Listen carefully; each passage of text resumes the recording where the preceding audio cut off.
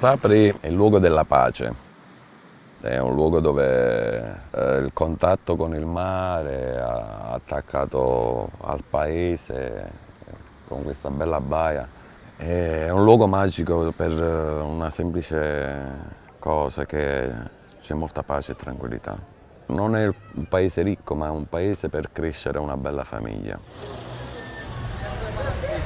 Cioè, io, come dico sempre io, noi non scorre sangue dolce, ma bensì sangue salato. È qualcosa che nel tempo ti entra dentro e tu non ne puoi fare a meno.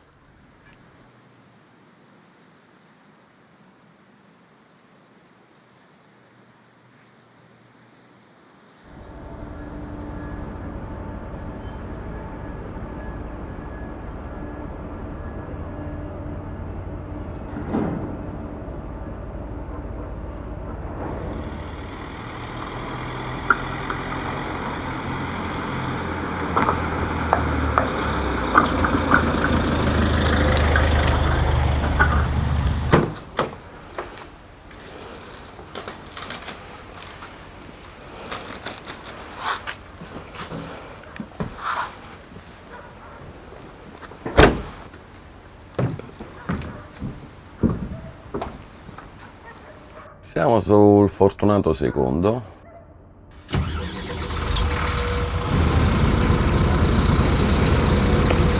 un peschereccio qui italiano della provincia di Salerno in Campania.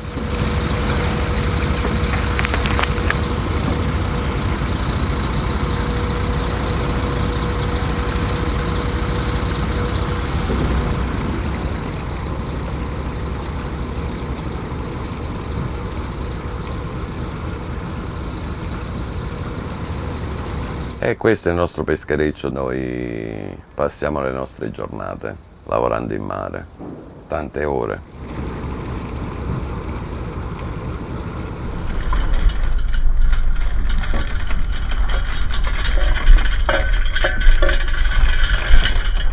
È una barca che ha costruito mio padre, poi noi abbiamo continuato l'attività.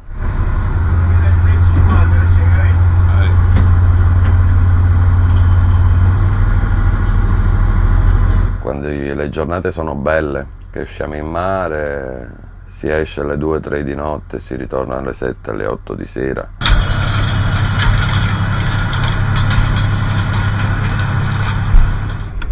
E diciamo che è la nostra casa, perché siamo sempre in mare tutta la giornata, qua si fa di tutto, si riposa, non è una barca grande che ha più comodità, però diciamo ci fa sopravvivere.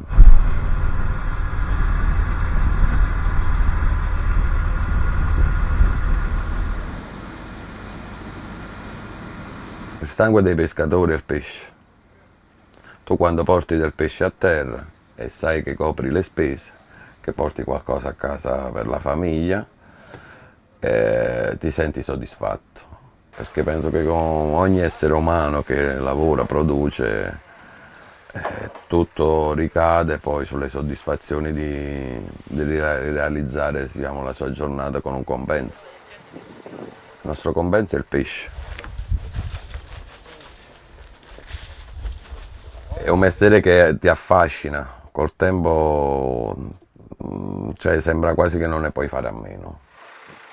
Bellissimo. Abbiamo il gambero più bello. Però poi col tempo c'è tutto quello che comporta il lavoro, che è un lavoro molto faticoso e che poi ti mette in difficoltà le cose più burocratiche, diciamo, più le leggi che vanno avanti, che tu devi stare a passo con i tempi, ma penso che il vero biologo del mare è il pescatore. Chi se è in mare da 30 anni sa tutto del mare. Ormai si mattura americano.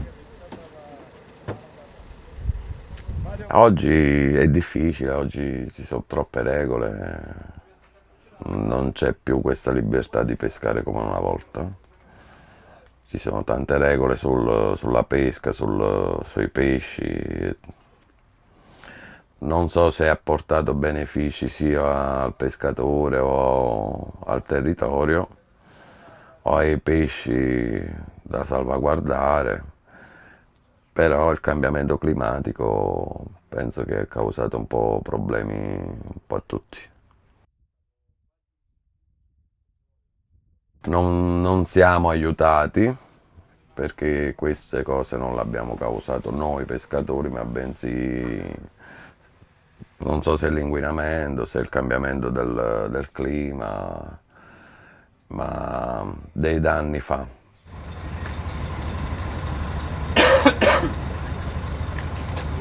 La prepariamo tutto, poi dopo. Questo lavoro qua non c'è più, non lo sa fare più nessuno. Praticamente questo mestiere, il mestiere della pesca, del peschereccio, si fanno sacrifici, non si dorme mai. Dal lunedì al venerdì siamo sempre in mare, cattivo tempo, bel tempo. Siamo isolati con le persone a terra. Quindi in verità che siamo in grazia di Dio fuori. Però ti posso dire che ci vuole passione perché questa non è una vita facile, è dura come vita da fare. Capito? Noi siamo in mare con dei ragazzi egiziani, tunisini. Perché non c'è ricambio di generazione? Perché l'Italia, cioè le persone italiane non vogliono venire in mare. Dove è la barca di nonna? Nonno dove nonno? La barca nonno. Ma già dalla vita È bella nonna. Ciao.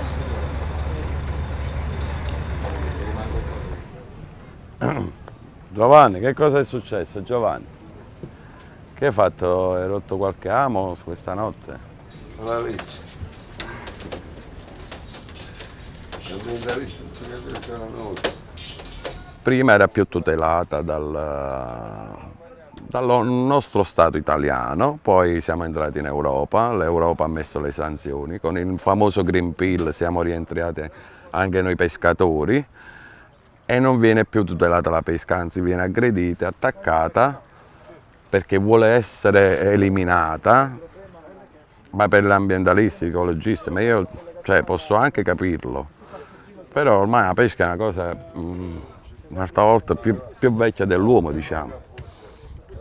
E noi le ultime generazioni, che mi ci metto pure io, sono cresciuto in mare con mio padre, da già 7 anni lui mi portava a pesca e ho visto che c'erano i momenti che il mare giustamente si prendeva i suoi tempi, come diceva il collega qua Vito, noi più lavoravamo sul fondale, più il pesce si metteva in movimento e si arricchivano i fondali. Adesso invece questo non accade più, perché le regole sbagliate, un po' anche il fatto di gettare molto cemento in mare, ha portato che il pesce non riesce più a riprodursi come una volta. E adesso siamo in crisi del settore, ma io penso che la crisi è dovuta a livello europeo un po' su tutti i settori. Però noi non veniamo attaccati dallo Stato.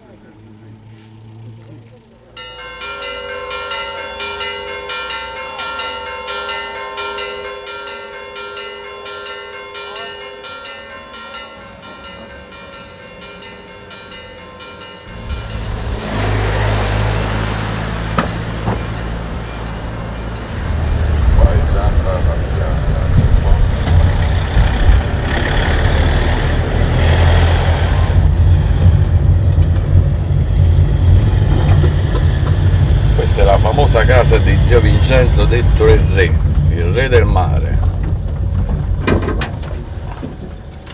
Ok, andiamo.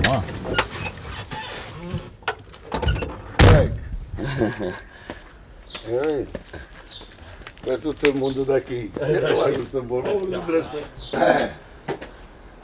Cama, si può, permesso?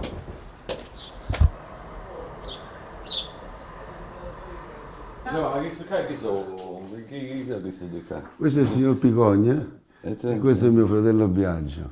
Questa è Biasica, Sì, stanno qua, sono i fine anni 70, inizi anni 80. Ma guarda che baffe, con i baffi lì sopra. E questo è zio Vincenzo, vicino a altri due fratelli. Morti tutti e due. Mio nonno essendo un vecchio pescatore, si spostava con una barchetta dentro al mare, dalla Sicilia, diciamo, si è fermato qui a Sapri, dormendo sulle spiagge, pescando per mangiare, e poi qua a Sapri ha incontrato, diciamo, la sua sposa, e qui diciamo, ha messo le sue radici e ha fatto una famiglia numerosa di 14 figli, dove tutti gli uomini sono diventati pescatori. Lo fa bene solo te.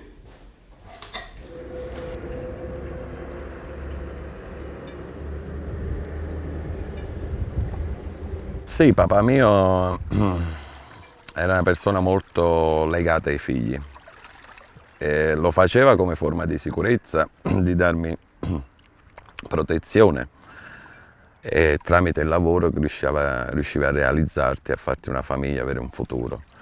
E lui vedeva in mare questo. Mio padre era una persona molto sensibile e dolce, dava un amore ai figli particolare, anche essendo una persona forte, venendo dal mare, ha vissuto i tempi suoi, però era una persona che aveva un amore particolare per i figli. E questa cosa qui mi era rimasta nel cuore, perché lo porto sempre con me.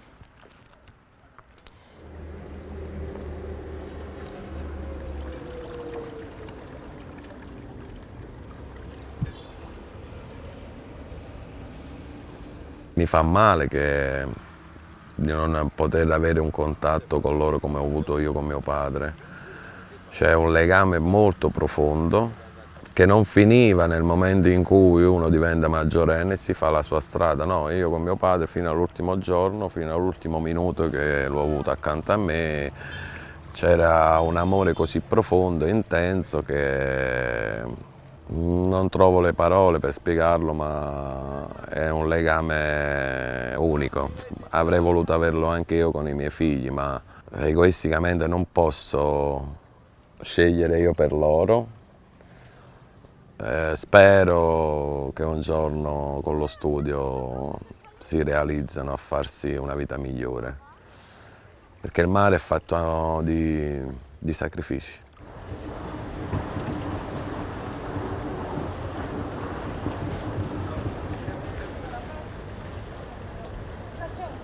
Ormai penso io che la pesca della famiglia Grasso durerà 100 anni e poi dopo finirà, perché l'ultima generazione siamo noi. Sono io che non voglio che si innamorano del mare, non voglio più che loro facciano la mia vita perché è molto dura, vorrei una vita migliore per loro, pure perché sono cambiate troppe cose, troppe burocrazie e regole per la pesca che hanno portato alla fine della pesca. E non puoi fare sacrifici e non portare qualcosa a casa, perché qua è dura, sono tante ore. E tu quando fai tante ore e poi non puoi realizzarti, non lo so, di comprarti una casa, di farti una famiglia, allora preferisco che il loro futuro sia diverso da quello mio, diciamo.